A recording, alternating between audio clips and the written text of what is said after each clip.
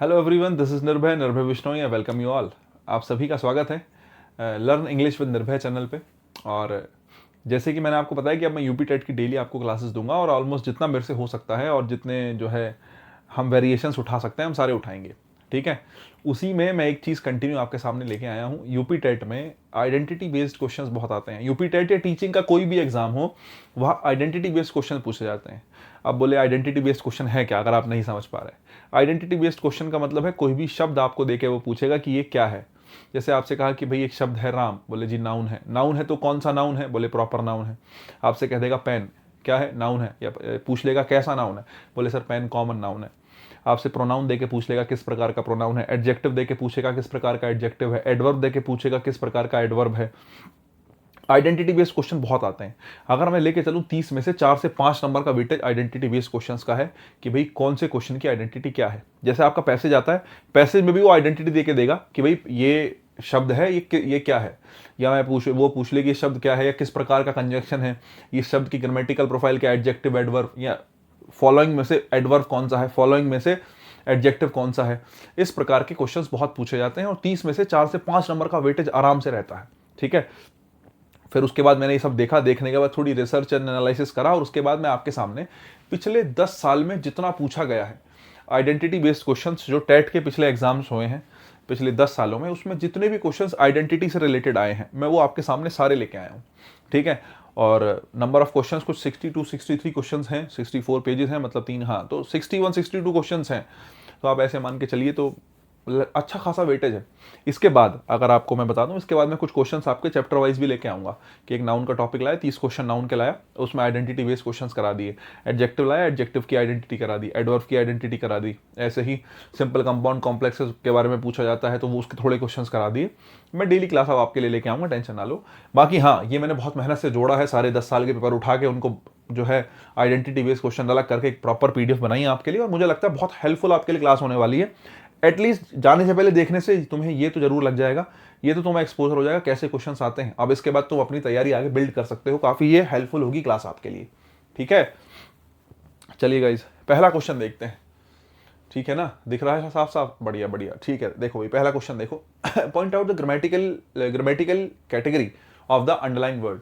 Underline word की grammatical category पूछी है साहब। एडजेक्टिव है, एडवर्ब है, नाउन है, वर्ब है। वेरी क्या है।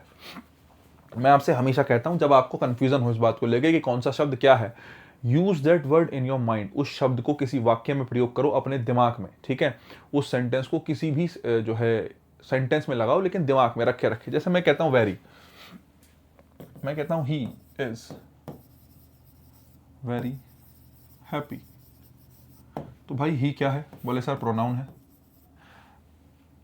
ही बहुत खुश है, हैप्पी किसके लिए आया साहब, ही के लिए आया। ही इज वेरी हैप्पी, वो बहुत खुश है, तो ही प्रोनाउन हो गया। और इस ही प्रोनाउन के लिए मैं आपसे पूछूं हैप्पी आया, तो नाउन या प्रोनाउन की क्वालिटी बताने वाले शब्द को एडजेक्टिव कहते हैं। आपकी जानकारी के लिए मैं बता दूं, नाउन और प्रोनाउन की क्वालिटी, नाउन और प्रोनाउन की क्वालिटी कौन बताता है, एडजेक्टिव बताता है। और आपकी जानकारी के लिए बता दूं, किसी भी एडजेक्टिव की, किसी एडवर्ब की या फिर किसी वर्ब की, इन तीनों की क्वालिटी अगर बतानी है तो कौन बताता है, एडवर्ब बताता है। मैं आपसे पूछूं क्वालिफाइंग वर्ड्स कौन से होते हैं जो विशेषता बताते हैं, ध्यान रखना ये दो शब्द एडजेक्टिव और एडवर्ब क्वालिफाइंग वर्ड्स होते हैं जो विशेषता बताते हैं। तुमसे पूछ लेगा, हो सकता है क्वेश्चन में direct he, which of the following is a qualifying word. तो एडजेक्टिव एडवर्ब दोनों क्वालिफाइंग वर्ड हैं। तुमसे पूछ ले कि नाउन और प्रोनाउन को कौन क्वालिफाई करता है, बोले सर एडजेक्टिव। तुमसे पूछे कि एडजेक्टिव एडवर्ब या वर्ब को क्वालिफाई कौन करता है, एडवर्ब। या तुमसे ऐसे पूछ ले नाउन प्रोनाउन के अलावा बाकी चीजों को क्वालिफाई करने के लिए किसका यूज करते हैं, तो भी आप क्या कहेंगे, एडवर्ब कहेंगे। क्लियर है बात, बहुत बढ़िया। अगर मैं आपसे कहूं ही इज वेरी हैप्पी, तो ही प्रोनाउन हो गया, हैप्पी उसका क्या हो गया साहब, एडजेक्टिव हो गया। और वो कितना खुश है, बोले साहब बहुत खुश है। तो ये जो वेरी है, ये वेरी किसके लिए आया, हैप्पी के लिए आया। इसने हैप्पी के बारे में बताया कितना खुश है, बहुत खुश है, तो वेरी आया हैप्पी के लिए। और एडजेक्टिव की क्वालिटी बताने वाले शब्द कौन से होते हैं, एडजेक्टिव की क्वालिटी बताने वाले शब्द कौन होते हैं, एडवर्ब होते हैं। कहने का मतलब है वेरी यहाँ पे इस हैप्पी की क्वालिटी बता रहा है, तो ये क्या है, ये यहाँ पे एडवर्ब है। क्या है यहाँ पे, एडवर्ब है। बाकी तुम वेरी को किसी भी सेंटेंस में प्रयोग करोगे, वेरी जो है वो किसका ही काम करेगा, एडवर्ब का ही काम करेगा। क्यों करेगा, क्योंकि ये एडजेक्टिव की क्वालिटी बताता है, इसलिए वेरी जो है एडवर्ब हुआ। ये आपके पेपर में पूछा हुआ सवाल है, हर एक क्वेश्चन पूछा हुआ है। ठीक है, जो है डेट वगैरह लिखिए, चाहो तो देख लेना। 23/1/2022 को पेपर में पूछा गया है टेट के एग्जाम में। नेक्स्ट देखो, परफॉर्म।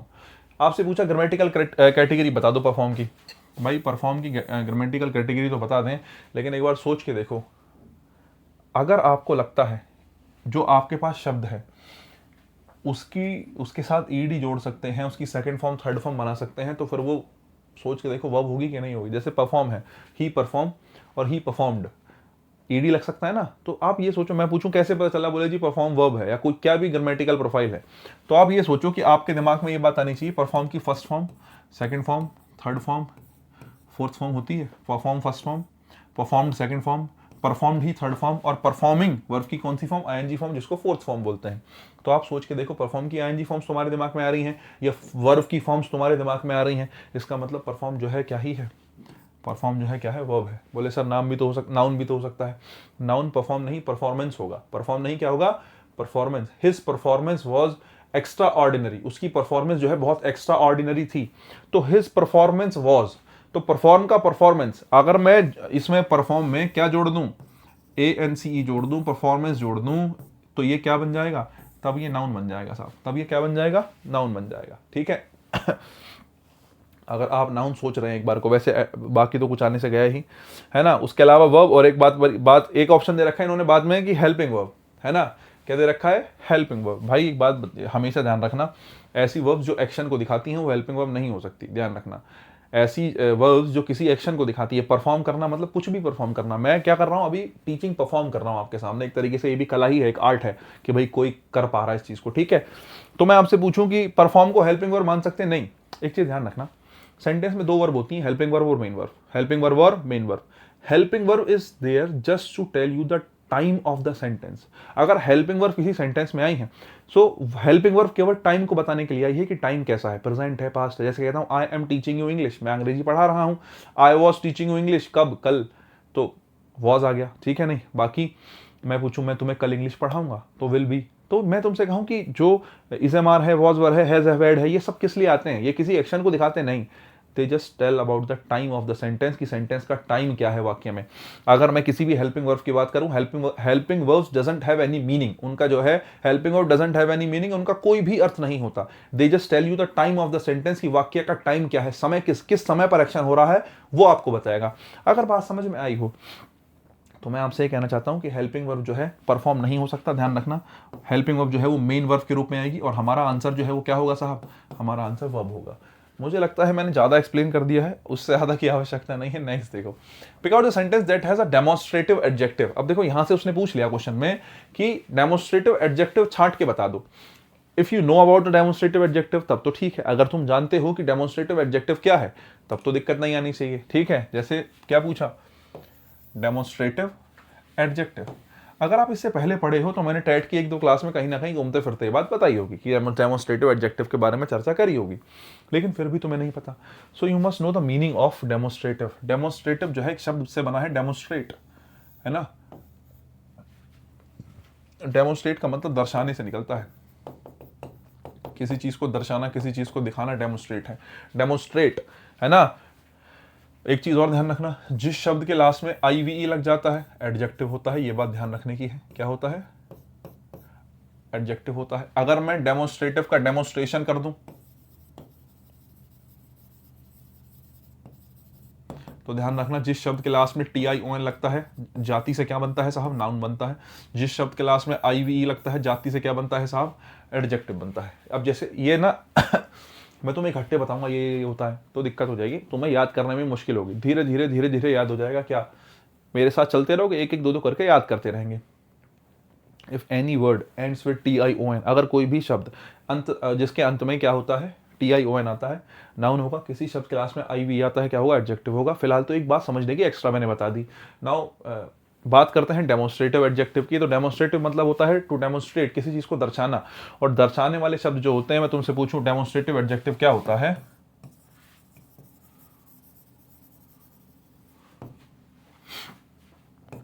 डेमोन्स्ट्रेटिव एडजेक्टिव की बात करूं तो ध्यान रखना, दिस,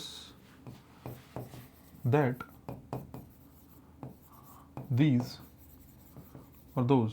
ध्यान रखना, ये चार जो शब्द हैं हमारे पास, इन चार शब्दों को आप क्या कहेंगे, डेमोन्स्ट्रेटिव एडजेक्टिव कहेंगे। ठीक है साहब, इन 4 शब्दों को क्या कहा जाएगा? दिस, दैट, दीज, दोस को डेमोस्ट्रेटिव एडजेक्टिव कहा जाएगा। याद रखना थोड़ा सा, 4 के 4 शब्द क्या कहलाएंगे? डेमोस्ट्रेटिव एडजेक्टिव कहलाएंगे साहब। ठीक है, 4 के 4 शब्द क्या कहलाएंगे? डेमोस्ट्रेटिव एडजेक्टिव कहलाएंगे। ठीक है, आ जाओ, अगर बात समझ में आई हो तो आगे चलता हूँ। कुल मिला के ये हो। अच्छा, एक चीज़ और मैं बता देता हूँ, कहीं दिस, दैट, दीज, दोस आया है तो उसको डेमोस्ट्रेटिव एडजेक्टिव तो कह ही सकते हैं। सॉरी गाइस, उसको डेमोस्ट्रेटिव एडजेक्टिव तो कह ही सकते हैं, उसको डेमोस्ट्रेटिव प्रोनाउन भी कह सकते हैं अगर वो अकेला आया है तो। अभी समझाता हूँ, ज़रा ध्यान से सुनना। जैसे मैं कहता हूँ, पहला ही सेंटेंस देखना साहब, this kind of question, kind हो गया नाउन, और नाउन से पहले दिस क्या बन गया? उसका एडजेक्टिव बन गया।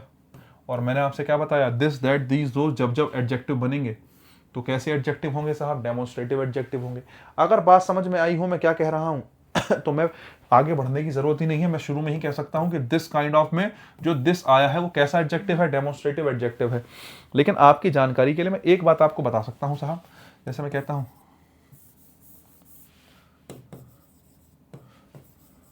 दिस पेन इज माइन, और दिस इज माई पेन। ठीक है, मैं आपसे पूछूं ये वाला दिस क्या है और ये वाला दिस क्या है? इन दोनों दिस में फ़र्क है क्या साहब? इन दोनों दिस में फ़र्क है, ध्यान रखना। इज़ क्या है साहब? हेल्पिंग वर्ब है, सॉरी मेन वर्ब है यहाँ पे। वर्ब से पहले क्या आता है? सब्जेक्टिव केस आता है। नीचे वाला जो दिस है सब्जेक्ट बना। कोई चीज़ अगर सब्जेक्ट बनी है इस धरती पे तो या तो जाति से वो नाउन होगी या वो जाति से प्रोनाउन होगी। ठीक है साहब। और दूसरी बात, अगर प्रोनाउन होगी तो यहाँ पे ध्यान रखना, दिस जो है ऊपर वाले में क्या है? प्रोनाउन है। और मैं आपसे पूछूं कैसा प्रोनाउन है तो आपको पता होना चाहिए कैसा? डेमोस्ट्रेटिव प्रोनाउन है। कैसा प्रोनाउन है साहब? कैसा प्रोनाउन है? डेमोस्ट्रेटिव प्रोनाउन है दिस। उसके बाद यहाँ पेन क्या है साहब? नाउन है। और इस नाउन से जस्ट पहले दिस रखा है, और नाउन के पहले रखे शब्द नाउन की क्वालिटी बताते हैं। और नाउन और प्रोनाउन की क्वालिटी बताने के लिए किसका यूज करते हैं साहब? एडजेक्टिव का। 1 मिनट पहले बता के आया हूं। तो दिस जो है वो क्या हो गया साहब? एडजेक्टिव हो गया। अगर दिस एडजेक्टिव हो गया तो मैंने आपको अभी बताया, वो शब्द जो चीजों को दर्शाते हैं, डेमोस्ट्रेट करते हैं, तो उनको क्या बोलते हैं? Demonstrative adjective. This, that, these, those अगर किसी नाउन के जस्ट पहले आया है तो वो एडजेक्टिव होगा। और कौन सा एडजेक्टिव होगा? डेमोस्ट्रेटिव एडजेक्टिव होगा। कैसा एडजेक्टिव होगा साहब? डेमोस्ट्रेटिव एडजेक्टिव होगा। अगर बात समझ में आई हो तो आगे चलते हैं साहब। लास्ट वाले क्वेश्चन की बात कर लूं तो डेमोस्ट्रेटिव आ गया है। This kind of question is often asked in examinations. ठीक है अच्छा ठीक है, अगर मैं और थोड़ी सी बात कर लूँ तो थोड़ा सा और पोस्टमार्टम कर दूँ सेंटेंसेस का, ज़्यादा तो नहीं टाइम लूँगा लेकिन थोड़ा सा ले लेता हूँ। भाई ऑफ क्या है? प्रपोजिशन है। अगर कभी भी कोई प्रपोजिशन आती है अपने साथ ऑब्जेक्ट ले आती है तो इस प्रपोजिशन का ऑब्जेक्ट क्या है? क्वेश्चन है। ठीक है, ध्यान रखना। ऑफ प्रपोजिशन का ऑब्जेक्ट क्या है? क्वेश्चन है। एक चीज़ ध्यान रखना, अगर तुम्हें नहीं पता है, लिखना चाहो तो लिख लेना, सारी बातें बहुत काम की हैं। मैं बहुत बेसिक पढ़ा रहा हूँ इंग्लिश का, और इंग्लिश का बेसिक का मतलब है मेरे मुँह से निकली हुई एक एक बात तुम्हें ध्यान रखनी पड़ेगी साहब। ठीक है, अब तुम सोचो मैं लिखवा लूँ, इमला बोलूँ, है ना? बड़े हो गए हो, आदत डाल लो। वीडियो मिल रही है ऑनलाइन जो है, इस चीज़ का फ़ायदा है, you just pause the video, जैसे तुम्हें लगे काम की बात है, पॉज करो लिखो, पॉज करो लिखो। हमने भी ऐसे करा, तुम्हें भी करना पड़ेगा। तो छूटनी नहीं चाहिए कोई भी बात, क्योंकि ये प्रैक्टिस क्लास है और मैं इसमें वही बात बता के चलूंगा जो एग्जाम रिलेटेड होगी। मैं एक्स्ट्रा कुछ भी नहीं लेके चलूंगा तुम्हें। ध्यान रखना एक चीज़, क्या अगर कभी भी प्रपोजिशन आएगी उसके साथ ऑब्जेक्ट आएगा। प्रपोजिशन के साथ हमेशा उसके बाद क्या रखा होगा? ऑब्जेक्ट रखा होगा। ध्यान रखना। दूसरी बात, ऑब्जेक्ट केवल 2 लोगों के पास होता है, ये भी ध्यान रखने की बात है। अगर मैं कहता हूं कि ऑब्जेक्ट केवल कितने लोगों के पास होगा? ऑब्जेक्ट केवल 2 लोगों के पास होता है। या तो ऑब्जेक्ट रखने की क्षमता प्रपोजिशन की है, ठीक है, या फिर ऑब्जेक्ट रखने की क्षमता वर्ब की है। ध्यान रखना। अगर तुमने किसी चीज को ऑब्जेक्ट कहा तो ये भी ध्यान रखना वो जाति से या तो नाउन होगा या प्रोनाउन होगा। केवल ऑब्जेक्ट के लिए नहीं, अगर तुमने किसी चीज को सब्जेक्ट कहा या तुमने किसी चीज को ऑब्जेक्ट कहा, किसी भी शब्द को अगर तुम सब्जेक्ट या ऑब्जेक्ट कह रहे हो तो ये बात पक्की है कि उस सब्जेक्ट या ऑब्जेक्ट को या तो नाउन माना जाएगा या प्रोनाउन माना जाएगा। ठीक है, अगर कोई भी चीज सब्जेक्ट बनी है, ऑब्जेक्ट बनी है, तो इस बात की श्योरिटी है 100% कि या तो वो नाउन होगी साहब या क्या होगी? प्रोनाउन होगी। एक बात। दूसरी बात, अगर आपने किसी चीज को ऑब्जेक्ट कहा है तो मैंने कहा कि ऑब्जेक्ट होगा तो नाउन या प्रोनाउन होगा, ये बात हमने यहां सीख ली। लेकिन ऑब्जेक्ट किस किस का हो सकता है? ऑब्जेक्ट जो है वो हमेशा किसी का होगा। ऑब्जेक्ट का अपना कुछ नहीं है, ऑब्जेक्ट हमेशा किसी का होगा। ऑब्जेक्ट का संबंध हमेशा किसी न किसी से होगा। ठीक चल रहा है ना? हाँ ठीक है, ऑब्जेक्ट का संबंध हमेशा किसी न किसी से होगा। अब मैं कहूं किस किस से होगा? ऑब्जेक्ट का संबंध 2 लोगों से हो सकता है, या तो प्रपोजिशन से या फिर वर्ब से। अगर कभी प्रपोजिशन आई है तो ये बात मान के चलो प्रपोजिशन के पास हमेशा क्या होगा? ऑब्जेक्ट होगा। हाँ या ना वाली सिचुएशन नहीं है। If there is any preposition then वो अपने साथ ऑब्जेक्ट लेके आई ही आई होगी। अगर प्रपोजिशन है तो ऑब्जेक्ट लाएगी। दूसरी बात, अगर मैं वर्ब की बात करूं तो वर्ब का ध्यान रख लो, वर्ब के साथ ऑब्जेक्ट हो भी सकता है, वर्ब के साथ ऑब्जेक्ट हो भी सकता है, और हो सकता है वर्ब के साथ ऑब्जेक्ट ना भी हो। अगर वर्ब के साथ ऑब्जेक्ट है तो वो वर्ब कैसी वर्ब कहलाती है? ट्रांजिटिव वर्ब कहलाती है। तो वो वर्ब कैसी वर्ब कहलाती है? ट्रांजिटिव वर्ब कहलाती है। अगर आपकी वर्ब के पास ऑब्जेक्ट नहीं है तो उसी वर्ब को कैसी वर्ब कह लेते हैं? इंट्रांजिटिव वर्ब कह लेते हैं। ठीक है, अब वैसे तो इसमें समझाने के लिए बहुत कुछ है, ठीक है, ट्रांजिटिव इंट्रांजिटिव में समझाने के लिए बहुत कुछ है, लेकिन आई डोंट हैव टाइम अभी फिलहाल की वीडियो में कि मैं इस चीज़ को आगे बढ़ाऊं। ध्यान रखना, ऑब्जेक्ट दो लोगों का, प्रपोजिशन का है किसका? वर्ब का। एक चीज़ और एक चीज़ और, क्या मैं पूछूं इज क्या है? बोले सर जब जब दो वर्ब आई हों, जब जब कितनी वर्ब्स आई हों गाइस? दो वर्ब आई हों। जैसे यहाँ पे एक वर्ब इज है और एक है आस्ड, एक है इज और एक है आस्ड। जब जब दो वर्ब आई हो तो ध्यान रखना, एक पहले वाली हेल्पिंग वर्ब साहब, बाद वाली मेन वर्ब। तो इज एम आर यहाँ पर किसका काम करेगा? हेल्पिंग वर्ब का। और आस्ड किसका काम करेगा साहब? मेन वर्ब का। ध्यान रखना, is am are helping verb है और आस्ड क्या है? मेन वर्ब है। अगर किसी सेंटेंस में एक ही वर्ब आई है, मात्र सिंगल वर्ब है किसी सेंटेंस में, मात्र एक वर्ब है, जैसे यहाँ पे है it is a 20 kilometres walk, यहाँ पे अकेली वर्ब आई है इज। बताओ कुछ और वर्ब दिख रही है तुम्हें? इज एम आर के बाद कोई वर्ब है? नहीं। इज एम आर के साथ आर्टिकल आ गया तुरंत ए, वो आर्टिकल आया किसके लिए? 20 किलोमीटर्स वॉक के लिए, आर्टिकल ए आ गया। अगर तुम ये बात समझे कि मैं क्या कह रहा हूं तो यहाँ पर इज अकेली वर्ब है, और जब जब इज एम आर अकेला आता है साहब, जब जब इज एम आर अकेला आता है तो क्या होता है वो? ध्यान रखना, जब जब इज एम आर अकेला आएगा वो किसकी तरह काम करेगा? मेन वर्ब की तरह। और जब जब इज एम आर अकेला रखा होगा, ध्यान रखना, मेन वर्ब के साथ साथ उसको कौन सी वर्ब भी बोलेंगे? लिंकिंग वर्ब बोलेंगे। पेपर में तुम्हें लिंकिंग वर्ब लिखा मिलेगा, जितना मेरा अंदाजा कहता है लिंकिंग वर्ब पे सवाल आएगा। वो किस तरीके से है वो बात नहीं पता मुझे, लेकिन मुझे लगता है linking verb is a important topic, is an important topic जो आपके लिए जरूरी है। पहचानने की बात मैं करूं, लिंकिंग वर्ब पहचानेंगे कैसे? इज एम आर अकेला रखा है, मेन वर्ब बनेगा, और मेन वर्ब भी कौन सी मेन वर्ब? लिंकिंग वर्ब कहा जाता है उसको। क्या कहा जाता है साहब? लिंकिंग वर्ब कहा जाता है। दूसरी बात, यहाँ इज एम आर किसी दूसरी वर्ब के साथ आया है तो ये मेन वर्ब नहीं है, तब ये कैसी वर्ब है? हेल्पिंग वर्ब है। वर्ब के साथ एक शब्द रखा है ऑफन आस्ड। आज मतलब पूछा जाता है, ऑफन आज मतलब अक्सर पूछा जाता है। तो ये ऑफन किसके बारे में बता रहा है? इस वर्ब के बारे में बता रहा है। और मैं अभी आपको 2 मिनट पहले बता के आया हूं, अभी मैं आपको 2 मिनट पहले आके बताया हूं कि भाई कहाँ गया किसी वर्ब की क्वालिटी बताने के लिए किसका यूज करते हैं? एडवर्ब का यूज करते हैं। तो यहां से अगर तुम्हें क्लियर हो गई हो बात तो मैं ये कह दूं कि ऑफन क्या है साहब? ऑफन है एडवर्ब। ऑफन क्या है? एडवर्ब, जो किसकी क्वालिटी बता रही है? मेन वर्ब की क्वालिटी बता रही है। जो किसकी क्वालिटी बता रही है? मेन वर्ब की क्वालिटी बता रही है। एक चीज और भी ध्यान रखनी है, अगर मैं क्वालिटी बताने की बात करूं, अगर मैं कहूं कोई शब्द क्वालिटी बता रहा है, किसी ना किसी की क्वालिटी बता रहा है कोई शब्द, तो ये ध्यान रखना, अगर किसी वर्ब की क्वालिटी बताई गई है तो वो वर्ब मेन वर्ब होगी। हेल्पिंग वर्ब की क्वालिटी बताया जाना पॉसिबल नहीं है, ये भी ध्यान रखना। If there is any adverb came for the verb, कोई भी एडवर्ब किसके लिए आई है? किसी वर्ब के लिए आई है, तो इस बात की श्योरिटी लेके चलो दिमाग में कि वो वर्ब मेन वर्ब की क्वालिटी बता रही होगी। अगर वर्ब के लिए एडवर्ब आया है तो वो हेल्पिंग वर्ब के लिए नहीं होगा, किसके लिए होगा? मेन वर्ब के लिए, क्योंकि हेल्पिंग वर्ब्स की विशेषता नहीं बताई जा सकती। ऐसा कोई एडवर्ब नहीं है जो हेल्पिंग वर्ब की विशेषता बताए, या ऐसी कोई हेल्पिंग वर्ब नहीं है जो अपने साथ एडवर्ब ले ले। रीजन क्या है? हेल्पिंग वर्ब्स जो हैं वो कोई एक्शन को नहीं दिखाती। अगर मैं आपसे कहूं विशेषता बतानी है तो विशेषता तो उसकी बताओगे ना जब कुछ हुआ हो, जब कोई एक्शन होगा तभी तो विशेषता बताओगे। मैंने तुमसे कहा कि मैं इंग्लिश पढ़ाता हूं, अपने कहा पढ़ाते हो भाई इंग्लिश पढ़ाते हो, मैं कहूँ कि मैं बहुत अच्छी इंग्लिश पढ़ाता हूँ, तो जैसी मैंने कहा बहुत अच्छी, तो उसके लिए बताना पड़ेगा ना कि मैं इंग्लिश पढ़ाता हूँ, है ना। मैं कहता हूँ मैंने इंग्लिश पढ़ाई, तुमने सोची, तुमने समझी, तुमने जानी, उसके बाद तुमने कहा सर आप तो अच्छी पढ़ाते हो। अब मैं बुरी नहीं कह सकता, वो तो तुम बताओगे अच्छी बुरी, ठीक है। अगर मैं कहता हूँ कि मैं इंग्लिश अच्छी पढ़ाता हूँ, लेकिन इसके लिए बताना जरूरी है ना, इसके लिए बताना जरूरी है कि मैं पढ़ाता हूँ। पढ़ाने का एक्शन है टीच, तभी टीच की क्वालिटी बताओगे नाइसली, है तभी टीच के लिए बताओगे। मैं कहता हूँ आई टीच इंग्लिश, तो तुमने कहा हाँ सर यू टीच इंग्लिश, मतलब मैं पूछूं कैसी, तो आप कहेंगे यू टीच इंग्लिश नाइसली, बोले बहुत अच्छे तरीके से पढ़ाते हैं साहब। तो जो नाइसली आया वो टीच के लिए आया, एक्शन हुआ पढ़ाने का, तब आपने क्वालिटी बताई। कभी भी हेल्पिंग वर्ब के लिए एडवर्ब का प्रयोग नहीं होगा, क्योंकि हेल्पिंग वर्ब्स में कोई एक्शन होता ही नहीं है। फिर मैंने अभी 2 मिनट पहले बताया, हेल्पिंग वर्ब्स केवल क्या बताने के लिए आती हैं? हेल्पिंग वर्ब्स केवल टाइम बताने के लिए आती हैं कि प्रेजेंट है, पास्ट है, फ्यूचर है, क्या है। उसके अलावा हेल्पिंग वर्ब का कोई काम नहीं है साहब। वही रीजन है कि अगर एडवर्ब आई होगी तो कौन सी वर्ब के लिए आई होगी साहब? मेन वर्ब के लिए आई होगी, ना कि हेल्पिंग वर्ब के लिए। हेल्पिंग वर्ब्स को विशेषता की आवश्यकता नहीं होती, बता ही नहीं सकते। नेक्स्ट देखो साहब, फिर से इन आया, मैंने कहा इन प्रपोजिशन है, और मैं अभी बता के आया हूं 2 मिनट पहले, प्रपोजिशन आएगी तो अपने साथ क्या लेके आएगी, ऑब्जेक्ट लेके आएगी। तो ये एग्जामिनेशंस इस प्रपोजिशन का क्या है, ऑब्जेक्ट है। बताओ जरा, पूरे सेंटेंस को खोल के बांध लिया हमने, नहीं बांध लिया है, दिक्कत नहीं आनी चाहिए ना। एक बात, नेक्स्ट देखो, it is a 20 kilometres walk.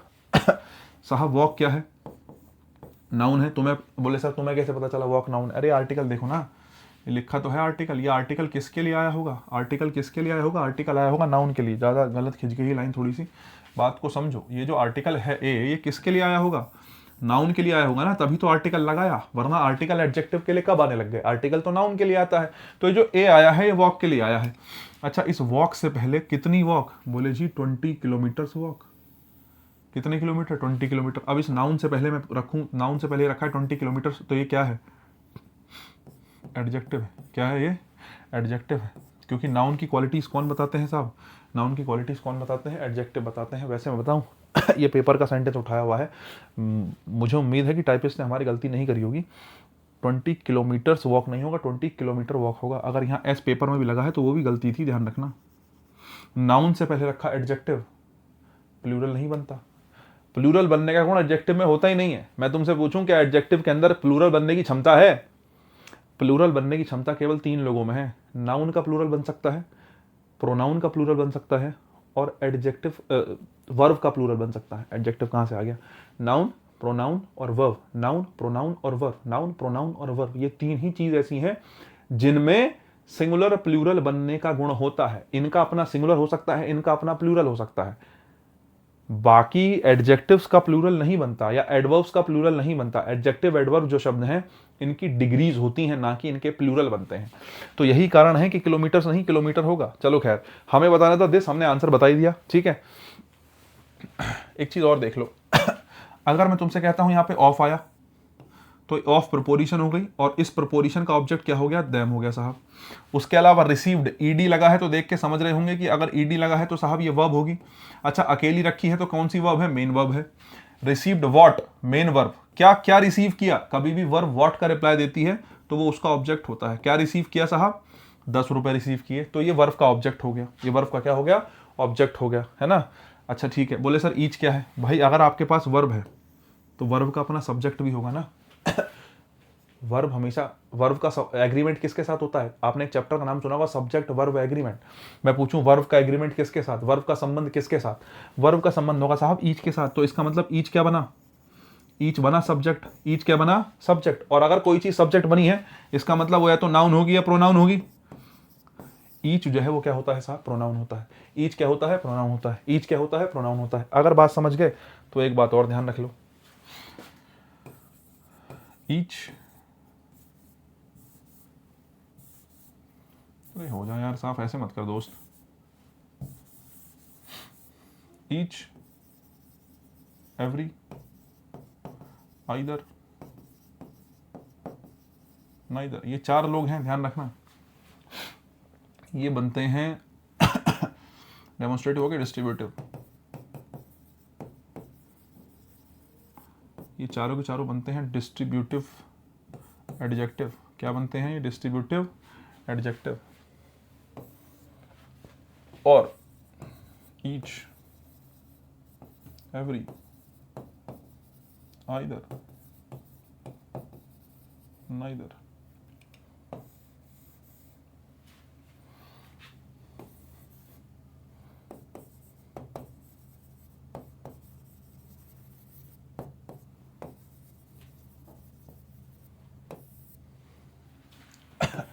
एक चीज ध्यान रखना साहब, ईच एवरी आइदर नाइदर कहीं भी मिल जाए, ईच एवरी आइदर नाइदर कहीं भी मिल जाए, अगर किसी नाउन के जस्ट पहले रखे हैं, ईच एवरी आइदर नाइदर किसी नाउन के जस्ट पहले रखे हैं, तो वो नाउन से पहले रखे हैं तो क्या होंगे, एडजेक्टिव होंगे, नाउन की क्वालिटी बता रहे हैं।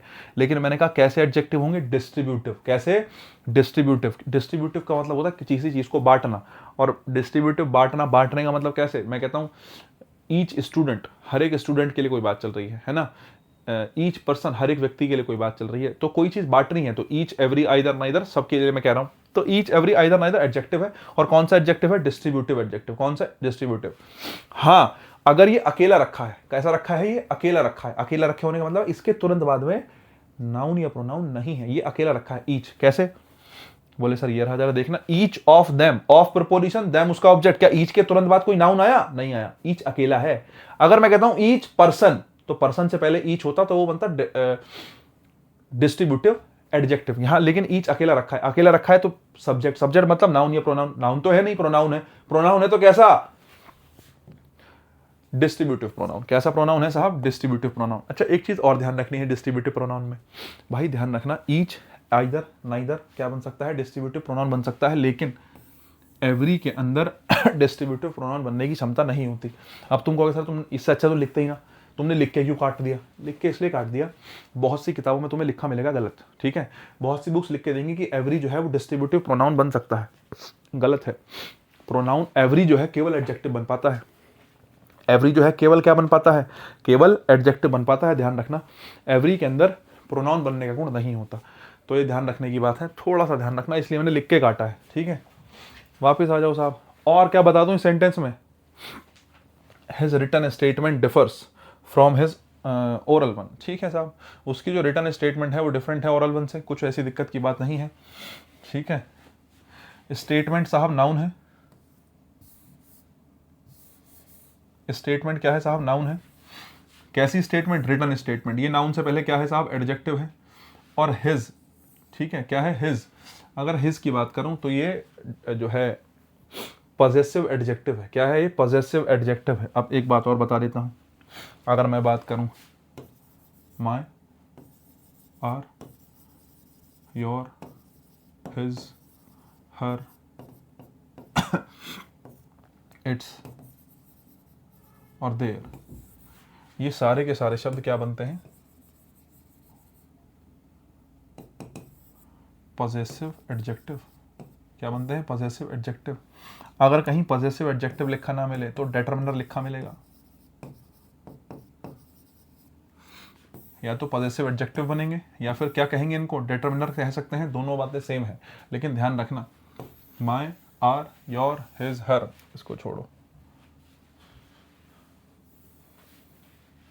ठीक है साहब? My, our, your, his, her, its, their, ये सब के सब क्या बनेंगे? पॉजेसिव एडजेक्टिव बनेंगे, या फिर इनको डिटरमिनर भी कहा जा सकता है, ध्यान रखना, ठीक है? एक चीज और पढ़ सकते हो यहां से, ठीक है? जैसे माय का एक शब्द बनता है माइन, आर का बनता है आर्स, एक शब्द बनता है योर का बनता है योर्स, ठीक है?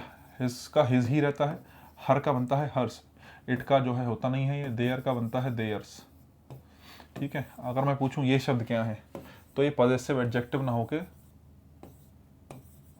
ये बनता है पॉजेसिव प्रोनाउन। पॉजेसिव एडजेक्टिव न बन के क्या बनते हैं साहब? पॉजेसिव प्रोनाउन बनते हैं। इनको कहते हैं पॉजेसिव प्रोनाउन। दोनों में फ़र्क है। बाकी क्या फ़र्क है यार, ये बहुत ज़्यादा तुम्हें डिटेल में जाने की आवश्यकता नहीं है। फ़र्क है भी, और मुझे लगता है समय नहीं है मेरे पास।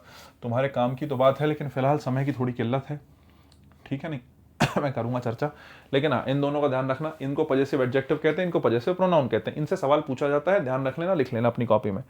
तो जो है इसको मैं कह सकता हूँ, शॉर्ट फॉर्म में लिख देता हूँ,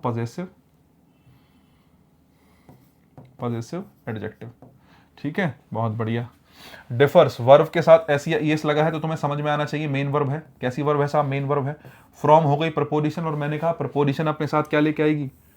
अपना ऑब्जेक्ट लेगी। ये पूरा का पूरा प्रपोजिशन का क्या बनेगा साहब? ऑब्जेक्ट बनेगा, ठीक है? ये क्या बनेगा? प्रपोजिशन का ऑब्जेक्ट बनेगा।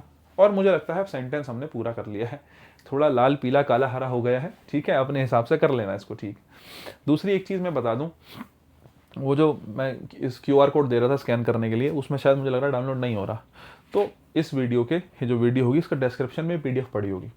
इफ़ यू वांट PDF तो तुम जाओ टेलीग्राम पे, और टेलीग्राम पे जाके PDF डाउनलोड कर लो, ठीक है? उसके अलावा इसके डिस्क्रिप्शन में टेलीग्राम का भी जो है लिंक होगा, और टेलीग्राम के अलावा जो है व्हाट्सअप पे भी मेरा एक व्हाट्सअप नंबर भी है। अगर आप किसी को कोई मदद चाहिए, किसी को कुछ पूछना है, कुछ कहना है, पेशेंस रखने के साथ, ऐसा नहीं कि फ़ोन मैसेज करा उसके बाद मैंने 5-10 मिनट रिप्लाई नहीं करा, तुमने धी मैसेज, नहीं भाई। मेरे पास इसके अलावा भी काम है, ये मेरा पैशन है इसलिए मैं कर रहा हूँ। उसके अलावा मेरे पास एक नौकरी है बहुत अच्छी, जिसे कह देते हैं, ठीक है? अगर आपको नहीं पता है एक बार देख लेना डिस्क्रिप्शन। तो बहुत अच्छी नौकरी है मेरे पास, लेकिन मेरा पढ़ाने का मन करता है, मुझे शौक है पढ़ाने का, इसलिए मैं काम करता हूँ। तो you have to be patient, थोड़ा सा तुम्हें पेशेंस रखना पड़ेगा।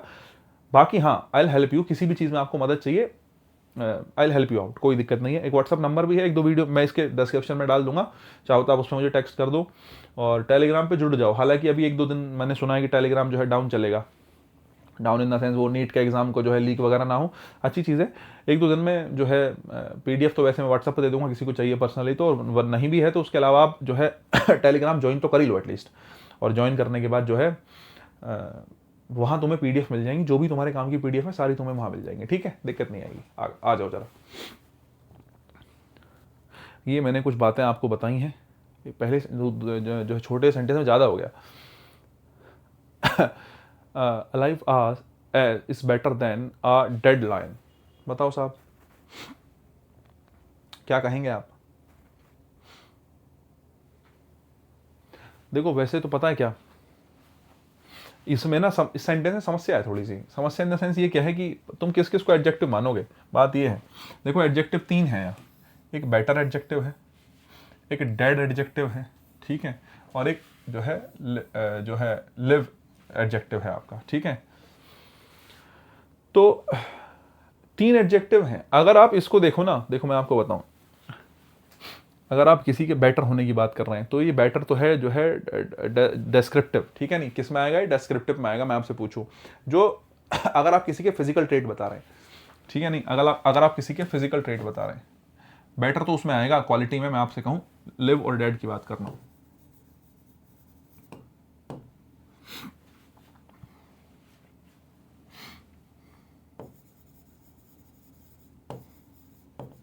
अगर आप किसी का फिजिकल डिस्क्रिप्शन दे रहे हैं, ठीक है, नहीं अगर आप किसी का क्या दे रहे हैं, फिजिकल डिस्क्रिप्शन दे रहे हैं कि भाई बॉडी से वो ऐसा है वैसा है, बाहरी डिस्क्रिप्शन आप दे रहे हैं तो उसको डिस्क्रिप्टिव बोलेंगे, है ना। और मुझे याद है जहां तक मैंने शायद इसका आंसर डिस्क्रिप्टिव लगवाया, लेकिन मैं अगर इस बेटर को देखने लगूं, है ना बेटर को देखने लगूं, अगर मैं बात करूं इंटरनल ट्रेड्स की, दोनों सेम ही होते हैं वैसे ही। और ये बहुत मतलब एग्जामिनर ने बहुत ज़्यादा डेप्थ वाली बात कर दी कि डेस्क्रिप्टिव और क्वालिटी दोनों एक साथ दे दी, जबकि ये ऑप्शन में तुम्हें मिलेंगी नहीं। मैंने देखी नहीं डेस्क्रिप्टिव और क्वालिटी साथ में आ जाए, क्योंकि दोनों ऑलमोस्ट सेम है। अब इनका डेस्क्रिप्शन का मतलब है आधे आदमी को पता नहीं होगा, है ना, कि डेस्क्रिप्टिव में और क्वालिटी में फर्क क्या हो जाएगा, दोनों लगभग सेम है, दोनों में से एक ही मिलेगा तुम्हें जब भी ऑप्शन में मिलेगा। ये तो हद कंफ्यूजिंग क्वेश्चन कर दिया ये जो है। बाकी मैं तुम्हें तो समझा भी रहा हूँ, जो अगर कोई टीचर होगा, मतलब कोई होगा जिसको, टीचर तो खैर नहीं सबको अच्छा आता है, लेकिन कोई होगा व्यक्ति हो सकता है जो कहे कि भाई कोई बात नहीं है, क्वालिटी ही ठीक है, डेस्क्रिप्टिव ठीक नहीं है, थोड़ा सा समझ लो, ठीक है, नहीं इंटरनल ट्रेट। अगर आप इंटरनल ट्रेट्स की बात कर रहे हो या इंटरनल क्वालिटीज की बात कर रहे हैं आप, ठीक है, किसी के इंटरनल क्वालिटीज की, अंदर से वो आदमी बहुत अच्छा है, ठीक है, नहीं अंदर से क्या है, अच्छा है, तो ये बेटर जो है वो इंटरनल ट्रेट हो गया। बेटर जो है वो क्या हो गया, इंटरनल ट्रेट हो गया, किसी का बेहतर होना, किसी का अच्छा होना, किसी का मैं कहता हूं कि भाई कोई व्यक्ति राम बेहतर है श्याम से, माना मैंने ऐसे कहा, तो राम श्याम से बेहतर है is not a physical trait, वो शारीरिक जो है कोई ट्रेट नहीं है। बेहतर का मतलब हो सकता है नेचर में, किसी और चीज में, किसी भी चीज में। तो उसी हिसाब से इसको बेटर के नजर से इसको क्या लगा दें, क्वालिटी लगा दें, ठीक है, नहीं कि ये क्वालिटेटिव जो है एडजेक्टिव है अपना।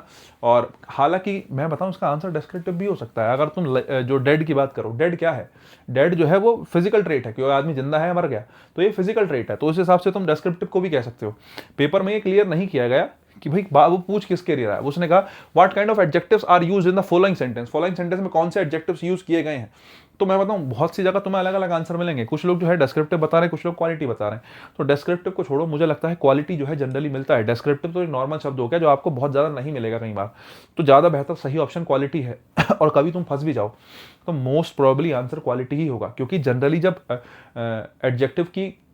एडजेक्टिव के लिए शब्द प्रयोग किया जाता है, कैसा एडजेक्टिव है, तो उसके लिए क्वालिटी शब्द ही आता है। डेस्क्रिप्टिव तो बहुत रेयरेस्ट कहीं तुम्हें मिलेगा, तो आंसर क्वालिटी ही लगाना। कभी भी किसी चीज़ की विशेषता मिल गई तुम्हें, ज़्यादा नहीं सोचना है, किसी ने किसी की विशेषता बताई है, क्वालिटी है, क्या है, क्वालिटी है साहब, आ जाओ जरा, ठीक है।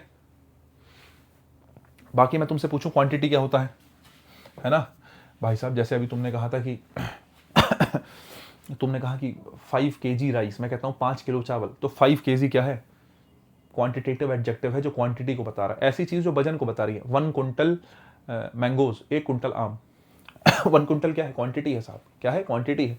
उसके अलावा इंडेफिनिट एडजेक्टिव्स भी बहुत सारे होते हैं। इंडेफिनिट मतलब जिसको सुन के, जिसको देख के तुम्हें नंबर क्लियर ना हो पाए, डेफिनेट ना हो पाए, उसको इंडेफिनिट कहते हैं। बोले सर एग्जाम्पल दे दोगे, मैंने कहा बिल्कुल दे दूंगा। जैसे मैं कहता हूँ इंडेफिनिट एडजेक्टिव क्या है, मैं कहता हूँ फ्यू है, आ फ्यू कहीं मिल जाए, ठीक है, आ फ्यू मिल जाए। उसके अलावा आप वन कह सकते हो, वन भी इंडेफिनिट एडजेक्टिव में ही आता है, हालांकि वन प्रोनाउन भी बनता है लेकिन वन एडजेक्टिव भी बन जाता है ठीक है नहीं। अगर मैं कहता हूँ सम, अगर मैं कहता हूँ मैनी, मैनी बॉयज, बहुत सारे लड़के, मैनी बहुत सारे मतलब कितने, क्लियर है नहीं है, क्या है, इंडेफिनिट एडजेक्टिव है। सम बॉयज आर देयर, कुछ लड़के आए हुए हैं, कुछ लड़के यहाँ पर हैं, कुछ मतलब कितने, क्लियर है नहीं है। तो ऐसे शब्द जिनमें क्लियर नहीं हो रहा तुम्हें नंबर कितना है, तो उस सिचुएशन में इंडेफिनिट मान के चलो, उस सिचुएशन में क्या मान के चलो, इंडेफिनिट मान के चलो, ठीक है। कौन सा शब्द जो है वो क्या है, एडवर्ब है, ये पूछा है तुमसे साहब।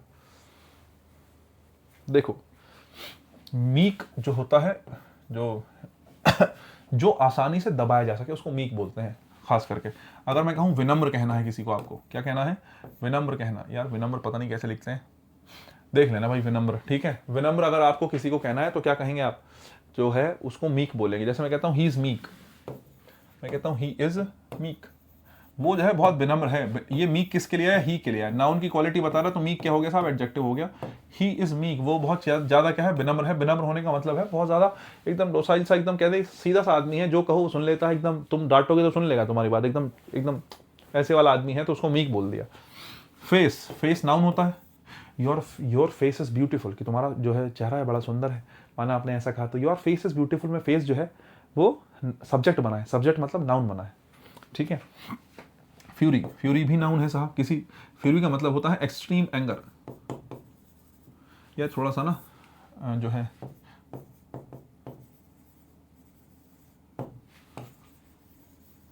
एक्सट्रीम एंगर की बात कर रहे हो, किसकी बात करोगे, फ्यूरी की बात करोगे साहब, ठीक है नहीं, बहुत ज्यादा एंगर की आप बात कर रहे हो। उसके अलावा अपेस अपेस जो है वो पेस से ही बना है, लेकिन इससे पहले शब्द ए आया है। अपेस जो है एडवर्ब होता है, अपेस जो है वो क्या होता है, एडवर्ब होता है, यही तुमसे पूछा है। एक चीज ध्यान रखना, जनरली बहुत से शब्दों की शुरुआत में ए लगा के क्या बना देते हैं, एडवर्ब बना देते हैं। बहुत से शब्दों के शुरू में अगर हम ए लगाएं तो वो क्या बन जाते हैं, एडवर्ब बन जाते हैं। अब तुम कहोगे सर ये वाली बात थोड़ी डिटेल में बता दो, तो आप ध्यान जो है यूपी टेट की एक मैंने सीरीज जो है प्लेलिस्ट बना रखी है, चैनल पे जाओगे तो यूपी टेट की एक प्लेलिस्ट मिलेगी, उस प्लेलिस्ट में आपको एक 30 क्वेश्चन का प्रीवियस क्वेश्चन पेपर मिलेगा, ठीक है। क्योंकि ये सबसे लेटेस्ट एग्जाम में आया 23/1/2022, जो सबसे लेटेस्ट एग्जाम हमारा हुआ टेट का तब आया, और ये वाला पूरा पेपर 30 के 30 नंबर का मैंने एक सेट के रूप में सॉल्व करा रखा है। वीडियो नंबर 2 मिलेगी, पहली वीडियो स्ट्रेटेजी की मिलेगी, दूसरी वीडियो मिलेगी ये वाली। तो मैंने वहाँ पे कम से कम 10-15 मिनट देके समझाया गाइस, मैं अभी टाइम नहीं देना चाहता क्योंकि और बहुत बातें हैं सीखने के लिए, ये बात मैं सिखा चुका हूँ। You go there and watch, चले जाओ एक बार। अपेस, अपेस है, अस्लीप है, अफ्लोट है, बहुत से शब्द मैंने बताए हैं कि शब्द जनरली एडवर्ब बनते कैसे हैं। शब्दों के पहले आर्टिकल लगा देते हैं, ए लगा देते हैं, आर्टिकल तो क्या है जुड़ा हुआ है, आर्टिकल नहीं कहेंगे सॉरी, लेकिन ए लगा देते हैं बहुत से शब्दों के पहले, तो वो एडवर्ब में चेंज हो जाता है। ये एग्जांपल्स मैंने दिए हैं, जाके एक बार आप देख सकते हैं, बाकी फिलहाल ये एडवर्ब है। नेक्स्ट देखो the sentence John will be leaving for England tomorrow is, अब देखो यहां से तुमसे सवाल पूछ लिया कि टेंस बता दो, अब इसमें क्या ही दिक्कत है यार।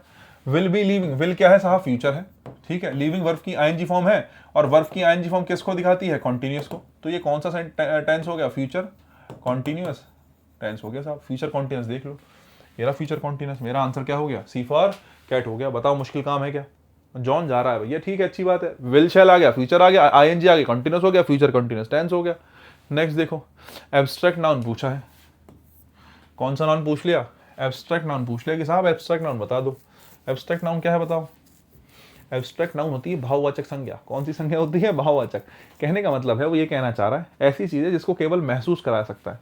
कभी तुमसे पूछे एब्स्ट्रैक्ट नाउन क्या है, ध्यान रखना एक चीज, फेल्ट ओनली, ऐसी चीज जिसको केवल महसूस कर सकते हो, ऐसी चीज जिसको केवल महसूस कर सकते हो उसको एब्स्ट्रैक्ट नाउन में रखा जाता है।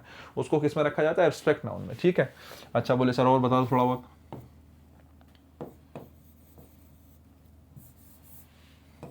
FAQ और S, अगर किसी फीलिंग्स की बात चल रही है ना, किसी फीलिंग्स की बात चल रही है, एब्स्ट्रैक्ट नाउन है। आपने कोई एक्शन किया, कैसा नाउन है, एब्स्ट्रैक्ट नाउन है, ठीक है। वैसे तो तुम फीलिंग्स और एक्शन ही ध्यान रख लो, बहुत है, ठीक है नहीं, बाकी फीलिंग और एक्शन ही बहुत है वैसे मेरे हिसाब से, बहुत ज़्यादा तुम्हें जोर लगाने की आवश्यकता नहीं है। देखो जैसे मैं कहता हूँ, जैसे मैं ही कहता हूँ कि लव है, एक शब्द है लव और एक है लाइक, ठीक है नहीं, लव है एक है लाइक है। तो अगर मैं उसके बारे में बात करूँ तो आप मुझे बताएंगे जरा, लव और लाइक जो क्या है, लव और लाइक जो है एक एब्स्ट्रैक्ट फीलिंग है। एक कैसी फीलिंग है, एक एब्स्ट्रैक्ट फीलिंग है, तो उसके लिए आप किसका यूज करेंगे? उसको आप क्या मानेंगे बेसिकली, है ना? उसको आप मानेंगे एब्स्ट्रैक्ट नाउन। कैसा मानेंगे उसको? एब्स्ट्रैक्ट नाउन मानेंगे। एक सेकंड रुकना गाइस, है ना जरा।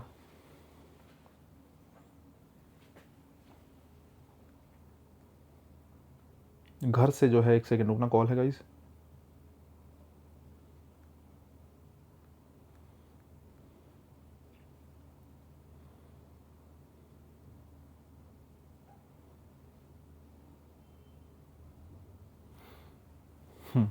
ठीक है, हाँ जी। तो क्या बता रहा था मैं कह रहा था कि हाँ, जैसे मैंने कहा किसी फीलिंग्स की आप बात कर रहे हैं, किसी की आप फीलिंग्स की आप बात कर रहे हैं, ठीक है? तो किसी फीलिंग्स की आपने बात करी, तो फीलिंग्स के लिए आप किसका यूज़ करेंगे साहब? जैसे माना किसी की कोई फीलिंग्स है, किसी आपने कहा लव, लाइक, हेट, ये शब्द क्या है? ये घृणा कर रहे हो, प्यार कर रहे हो, पसंद कर रहे हो, ये शब्द जो हैं क्या है? ये केवल महसूस करे जा सकते हैं, और महसूस करे जा सकते हैं किस में आएंगे? एब्स्ट्रैक्ट नाउन में आएंगे। मैंने कहा एक्शन, मैंने क्या कहा? एक्शन। जैसे एक्शन की मैं बात करूं, एक्शन जैसे मैं कहता हूं कि laughter is the best medicine, हंसना जो है वो बेस्ट मेडिसिन है, तो लाफ्टर क्या हो गया? लाफ्टर, लाफ्टर एक एक्शन आपने किया, हाँ है ना? आपने क्या किया? आपने एक एक्शन किया हंसने का। आपने एक एक्शन किया किसका? हंसने का। अगर आपने एक्शन किया हंसने का, तो उसमें क्या कहेंगे आप? एक्शन में मतलब हंसने का एक्शन हुआ, लेकिन है क्या ये? एक एक्शन ही तो है। मैं पूछूं लाफ्टर को क्या तुम टच कर सकते हो? या लाफ्टर को, लाफ्टर केवल महसूस कराया सकता है, उसको छू नहीं सकते जाके, एक बात। दूसरा, फीलिंग्स के लिए मैंने बता दिया, लव हो गया, है ना, लाइक हो गया, हेट हो गया। ये जो शब्द हैं, ये बेसिकली अगर इनको नाउन के रूप में यूज कर रहे हो तो ये एब्स्ट्रैक्ट नहीं है, इनको महसूस कर सकते हो। वैसे क्यू से क्वालिटी है, देख लो थोड़ा सा, क्योंकि मैं अगर क्यू और एस में जाऊंगा तो थोड़ी सी बात बढ़ जाएगी। बाकी देख लो, थोड़ा सा देख लो। अगर मैं क्वालिटी की बात करूंगा, तो क्वालिटी जैसे किसी की भी क्वालिटी हो सकती है। जैसे मैं कहता हूँ तुम्हारा ईमानदार होना ऑनेस्टी है। तुम्हारा ईमानदार होना क्या है? ऑनेस्टी है। तुम्हारा ईमानदार होना ऑनेस्टी है। तुम्हारा बहादुर होना ब्रेवरी है। तो ब्रेवरी एक क्वालिटी है किसी व्यक्ति की, है ना? Bravery, honesty is the best policy, honesty is the best policy, ईमानदारी। लेकिन मैं तुमसे कहूं ईमानदारी को छू सकते हो? नहीं, ईमानदारी केवल महसूस करी जा सकती है। उसके अलावा ऐसे हो सकता है स्टेट। ऐसे क्या हो सकता है साहब? स्टेट। ऐसी बहुत सी चीजें हैं जो स्टेट को दिखाती हैं। ऐसी बहुत सी चीजें हैं जो किसको दिखाती हैं? स्टेट को। कहने का मतलब है, ऐसे बहुत सारे शब्द हैं जो फेल्ट ओनली में आएंगे, या जिसको महसूस कर सकते हो केवल, जिसको केवल क्या कर सकते हो? महसूस कर सकते हो। बहुत ज़्यादा नहीं सोचना है। जिनको छू नहीं सकते वो एब्स्ट्रैक्ट नाउन है, ध्यान से देख लो। गोल्ड को छू सकते हैं, है ना? टी को छू सकते हैं साहब। हालांकि क्राउड जो है इन्होंने गड़बड़ कर दी, लेकिन कुल मिला के चलो, तुम ज़्यादा मत सोचो, मैं तुम्हें सोचवाऊंगा तो तुम सोच पाओगे, वरना नहीं सोचोगे। क्राउड जो है कलेक्टिव में आ जाएगा, हालांकि किसी समूह के पूरे ग्रुप को दिखाना है ना, तो क्राउड कलेक्टिव नाउन में आ जाएगा। एक आ गया ह्यूमैनिटी, ठीक है? ह्यूमैनिटी, मानवता, क्या है साहब? क्वालिटी है। ऑप्शन ही क्वालिटी का था, मैं बताने की नहीं सोच रहा था, मतलब क्वेश्चन ही क्वालिटी का। ह्यूमैनिटी, किसी के अंदर ह्यूमैनिटी है, क्या है? ह्यूमैनिटी एक क्वालिटी है किसी के अंदर, है ना? ह्यूमैनिटी किसी व्यक्ति की क्वालिटी हो सकती है, ठीक है? आ जाओ जरा। तो ह्यूमैनिटी को नहीं कर सकते। क्राउड जो है वो एक ऐसा नाउन होगा, देखो मैं तुम्हें सारे बता देता हूँ। अगर तुम सोचो क्राउड क्या होगा, किसी ग्रुप की बात कर रहे हो, एक ग्रुप ऑफ पीपल है, लोगों के समूह को क्राउड बोल रहे हैं, है ना? तो समूह की बात चल रही है, तो क्या कहेंगे? Collective noun. क्या कहेंगे? Collective noun. उसके अलावा गोल्ड, भाई सोना, पदार्थ, कोई भी चीज। अगर जैसे मैं कहता हूं ये पेन है, पेन कॉमन नाउन है, लेकिन पेन बना किससे? प्लास्टिक से। प्लास्टिक मटेरियल नाउन है। मैं कहता हूं मेरे हाथ में अंगूठी है नहीं, मान लेते हैं मेरे हाथ में मान अंगूठी है, और वो अंगूठी गोल्ड की बनी है, जब तक मैं उसको रिंग कह रहा हूं, कॉमन नाउन है। रिंग बनी किससे? गोल्ड से। गोल्ड क्या है? मटीरियल नाउन है। एक बात। उसके अलावा टी, चाय की बात कर लो, चाय भी तो मटीरियल नाउन ही है, ठीक है साहब? टी भी क्या है? मटीरियल नाउन है, याद रखना। ह्यूमैनिटी आंसर हो जाएगा। नेक्स्ट आओ, coordinate conjunction. Which of the following word is not a coordinate conjunction? कौन सा कंजक्शन कोऑर्डिनेट कंजक्शन नहीं है? आपको ना पता हो तो बता देता हूं। जो कंजक्शन होते हैं दो टाइप के होते हैं, कोऑर्डिनेट कंजक्शन और सबऑर्डिनेट कंजक्शन, ठीक है साहब? कोऑर्डिनेट कंजक्शन और सबऑर्डिनेट कंजक्शन, थोड़ा सा साफ कर देता हूं, ठीक है साहब? कोऑर्डिनेट कंजक्शन की एक ट्रिक है जो हमें याद रखनी होती है, फैन बॉयज, ठीक है? एफ से होता है फॉर, ए से होता है एंड, एन से होता है नॉर, बी से होता है बट, ओ से होता है और, वाई से होता है येट, और एस से होता है सो। अगर कहीं इनमें से कोई कंजक्शन मिल जाए फॉर, एंड, नॉर, बट और येट, सो, ध्यान रखना, अगर इनमें से कोई भी कंजक्शन कहीं मिल जाए तो समझ लेना ये कोऑर्डिनेट कंजक्शन है। कैसा कंजक्शन है? कोऑर्डिनेट कंजक्शन है। या इससे रिलेटेड, जैसे आइदर और मिल जाए, जैसे क्या मिल जाए, जैसे मिल जाए आइदर और neither nor not only but also, वो भी किस में आएंगे, कोऑर्डिनेट में आएंगे, बाकी कोऑर्डिनेट होते ही हैं फैन बॉयज ही। उसके अलावा फैन बॉयज के अलावा जितने तुम्हारे दिमाग में आ रहे हैं सब के सब सबऑर्डिनेट हैं। कोई भी, जैसे मैं कहता हूँ, बोले सर आफ्टर लिख लूँ, बिफोर लिख लूँ, ठीक है। उसके अलावा मैं कह सकता हूँ कोई भी WH वर्ड लिख लो, हु लिख लो, हुम लिख लो, हाउ लिख लो, ठीक है, वेयर लिख लो, व्हेन लिख लो, सिंस लिख लो, एज लिख लो, ठीक है, दो ऑल दो लिख लो, येट लिख लो, सॉरी येट तो उधर आ गया, ऑल दो, ठीक है, दो ऑल दो डॉट डॉट डॉट अपना ETC। ये जो हैं कैसे हैं, सबऑर्डिनेट कंजक्शंस हैं। कैसे कंजक्शन है, सबऑर्डिनेट कंजक्शंस हैं। थोड़ा सा साहब इनका ध्यान रख लेना।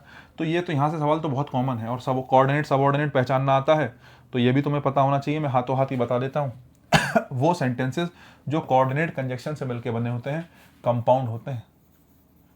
कंपाउंड सेंटेंस कौन से होते हैं मैं तुमसे कहूँ, पेपर में पूछना है सिंपल कंपाउंड कॉम्प्लेक्स, एक क्वेश्चन 100% आएगा जिसमें कंजक्शन नहीं आया, जो जनरली कंजक्शन नहीं लेके आया है, या नॉर्मल सेंटेंस है, Ram is my friend, simple.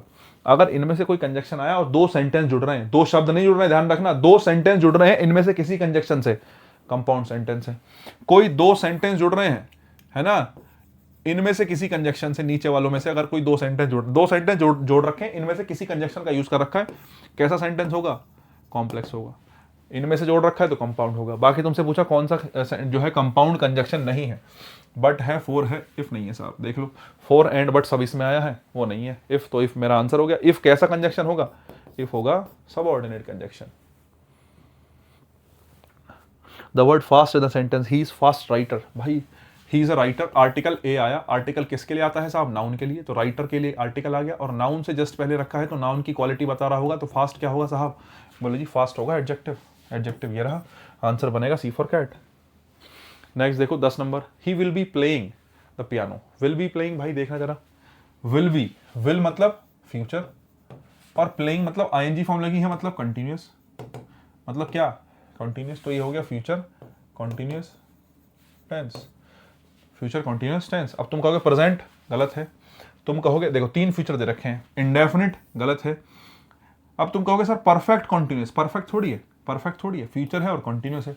अब तुम कहोगे सर फ्यूचर कंटिन्यूस बताओ, यहाँ तो इम्परफेक्ट लिखा है, यहाँ तो क्या लिखा है साहब, यहाँ तो इम्परफेक्ट लिखा है। अरे ये शब्द सेम ही है, ये शब्द बिल्कुल सेम है। ये मेरे वाले पेपर का सेंटेंस है जो कभी मैंने दिया था, समझे, तो मुझे बड़े अच्छे से याद है मतलब बनना तो मुझे टीचर ही था, है ना, इनकम टैक्स में लग गया मैं, वो बिकॉज ऑफ की नौकरी नहीं थी। आप लोग, मुझे लगता है बहुत से लोग ऐसे होंगे जो वेट कर रहे होंगे बहुत टाइम से, है ना, क्योंकि 2018 वाली वैकेंसी लास्ट हुई। इट्स नॉट लाइक दैट कि I am not connected with all this stuff, कि तुम सोचो कि मैं टेट की वैकेंसी से जुड़ा हुआ नहीं हूँ।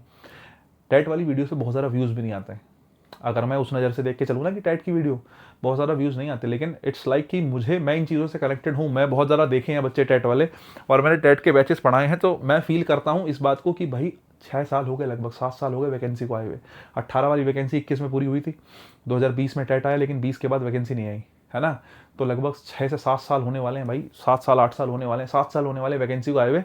तो मैं इसलिए इससे जो है एकदम इमोशनली कनेक्टेड हूँ इस बात से कि मेरा तो चलो हो गया सिलेक्शन कहीं ना कहीं, लेकिन देयर आर स्टिल सम जो है मेरे साथ वाले, जो क्लास वाले लोग हैं, मेरे साथ वाले लोग हैं जिन्होंने करा है, और मैं देखता हूँ कि भाई बहुत मतलब मारा मारी है, तो इसलिए मैं जुड़ा हूँ, और मेरा मन करता है कि हाँ मैं टेट के लिए कुछ कर सकूँ, टेट वाले जो भी बच्चे हैं मदद उनके, जो भी मुझसे हो पाता है मैं मदद कर सकूँ, तो वही चीज़ है। बाकी ये मेरे वाले पेपर का है, 2020 में जो हुआ था ना जनवरी में एग्जाम, ये मेरे वाले एग्जाम का क्वेश्चन है। और फ्यूचर इम्परफेक्ट टेंस कहेंगे, इम्परफेक्ट कंटिन्यूस को क्या कह सकते हैं, इम्परफेक्ट भी कह सकते हैं, ये कहानी है। बाकी अगर तुम्हें नहीं भी पता, बोले सर मुझे कैसे पता, तो बाकी ऑप्शन देखो ना, प्रेजेंट ही है नहीं, परफेक्ट ही है नहीं, इंडेफिनिट ही है नहीं, मतलब क्या बचा, इम्परफेक्ट बचा, ये कहानी है। The word strength is a, strength क्या है साहब, देखो मैं कहता हूँ his strength is extra ordinary, उसकी स्ट्रेंथ जो है बड़ी एक्स्ट्रा ऑर्डिनरी है, बहुत ज़्यादा स्ट्रेंथ है उसमें, तो हिज स्ट्रेंथ, स्ट्रेंथ क्या है, किसी की स्ट्रेंथ को छू सकते हो, केवल महसूस कराया जा सकता है, स्ट्रेंथ केवल महसूस कराया सकता है, क्योंकि स्ट्रेंथ एक क्वालिटी है किसी की, और जो चीज़ केवल महसूस हो सकती है कौन सा नाउन होगी साहब, एब्स्ट्रैक्ट नाउन होगी। जो चीज़ केवल महसूस हो सकती है कौन सा नाउन होगी, एब्स्ट्रैक्ट नाउन होगी। बात समझ में आ गई हो तो आगे चलते हैं। नेक्स्ट देखो, यही था क्या, अच्छा सेम क्वेश्चन आ गया साहब, इसको भी एब्स्ट्रैक्ट मान लो, ठीक है, गलती से हो गया होगा। Point out the sentence which is in the past perfect. Past perfect, past होता है हेड और परफेक्ट होता है वर्ब की थर्ड फॉर्म। कहीं भी परफेक्ट आया मतलब वर्ब की थर्ड फॉर्म, बाकी पास्ट का मतलब हेड से निकलेगा, हेड प्लस वर्ब की थर्ड फॉर्म ढूंढना है। हेड प्लस वर्ब की थर्ड फॉर्म, देखो यहाँ वर आ गया गलत है, यहाँ वाज आ गया गलत है, यहाँ सेकंड फॉर्म आ गया गलत है, ठीक है। बाकी एक चीज़ मैं बता दूं आपको आपकी जानकारी के लिए, आंसर ए फॉर एप्पल होगा। वॉज वर प्लस आईएनजी है तो ये पास्ट, वॉज वर का मतलब पास्ट होगा और आईएनजी का मतलब कंटिन्यूअस, ठीक है। वॉज वर के साथ आईएनजी आई है, ये भी पास्ट है और ये होगा कंटिन्यूअस, ठीक है। वर्ब की सेकंड फॉर्म आई है सिंपल पास्ट, सिंपल वर्ब की सेकंड फॉर्म सिंपल पास्ट या फिर पास्ट इंडेफिनिट कह सकते हैं।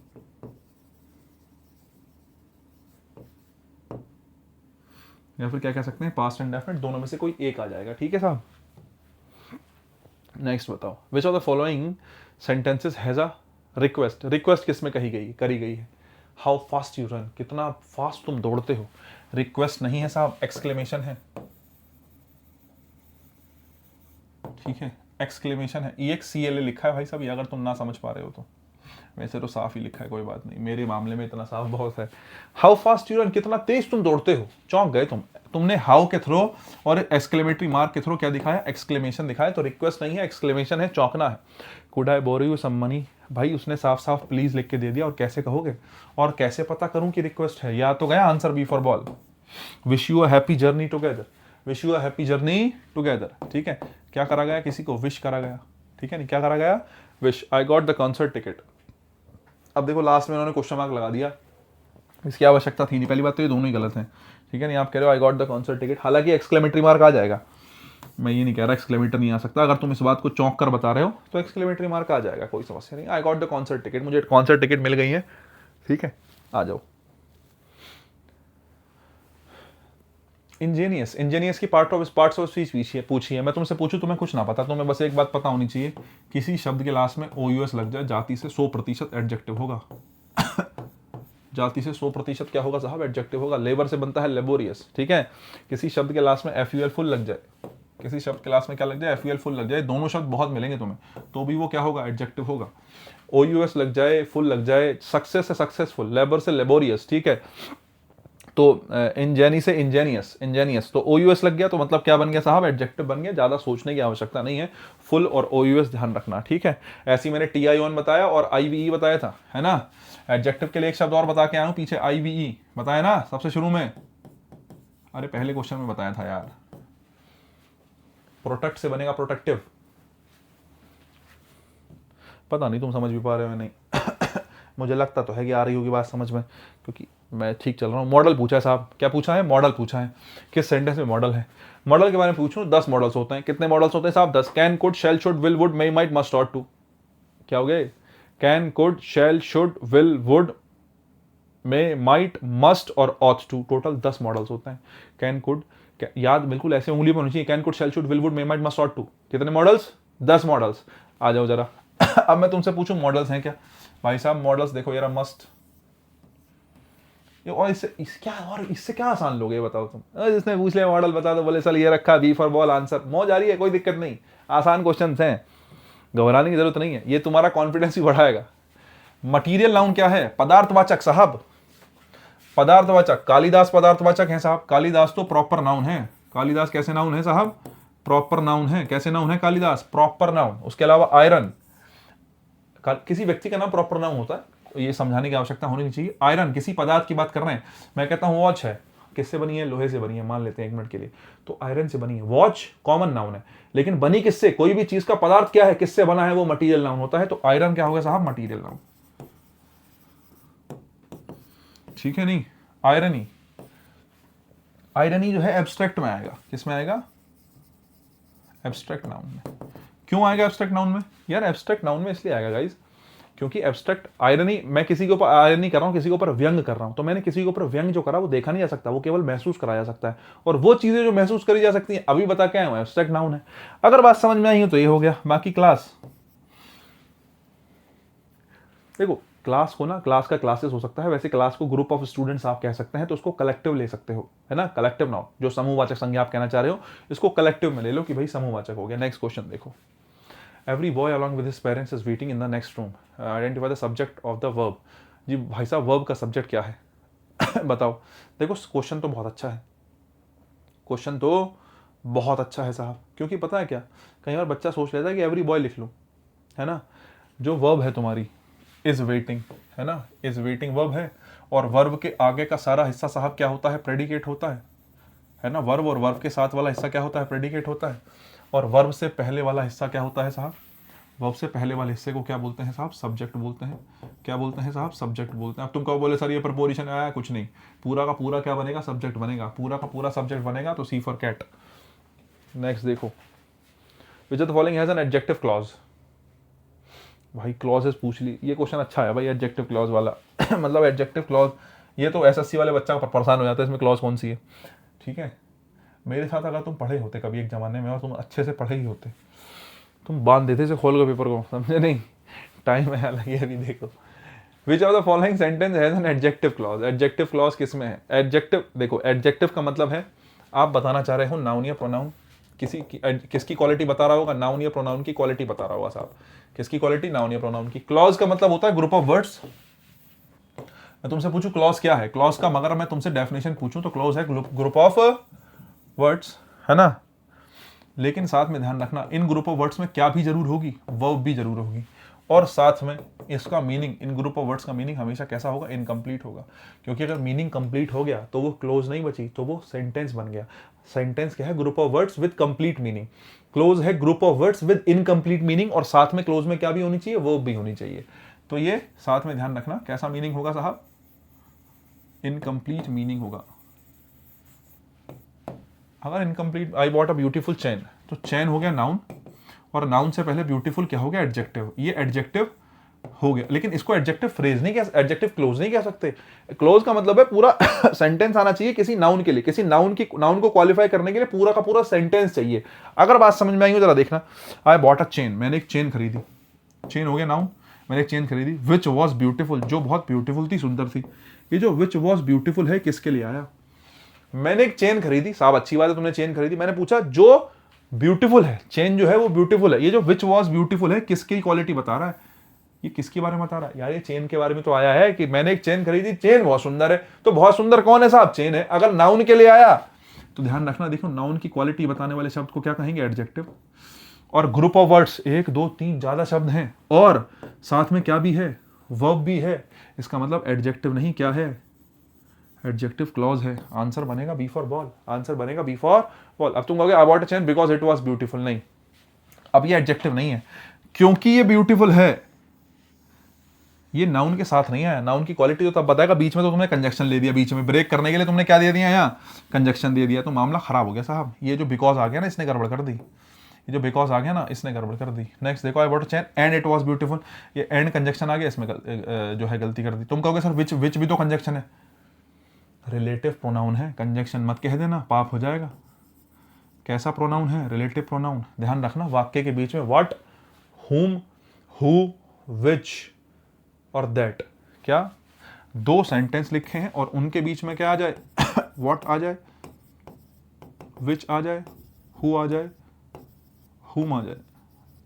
अब दैट के मामले में दो चीजें हो सकती हैं। दैट जो है हो भी सकता है रिलेटिव प्रोनाउन, हो सकता है ना हो। मैं इन चारों का कहता हूं, ये चारों के चारों क्या होंगे? रिलेटिव प्रोनाउन होंगे। ज्यादा मत सोचना क्या होता है, लेकिन ध्यान रखना, क्योंकि रिलेटिव प्रोनाउन पे जब मैं पढ़ाता हूँ प्रोनाउन, तो मैं लेता हूँ 2 घंटे की क्लास साहब, और तुम्हें 5 मिनट में नहीं समझा सकता हूँ। ये बात थोड़ा सा समझो मैं क्या कहना चाह रहा हूँ।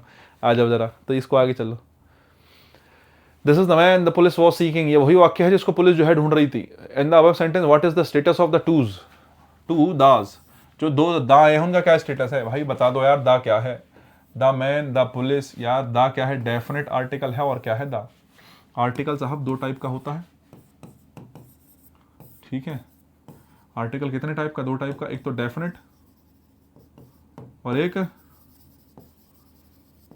इनडेफिनेट। डेफिनेट आर्टिकल दा होता है साहब, और इनडेफिनेट कौन होता है साहब? ए और एन। बस इतना ही ध्यान रखना है, कोई दिक्कत की बात ही नहीं है। चलें आगे। 21st, these students are most disobedient, ठीक है साहब। जेंडर बताओ साहब स्टूडेंट का, स्टूडेंट का जेंडर बता दें।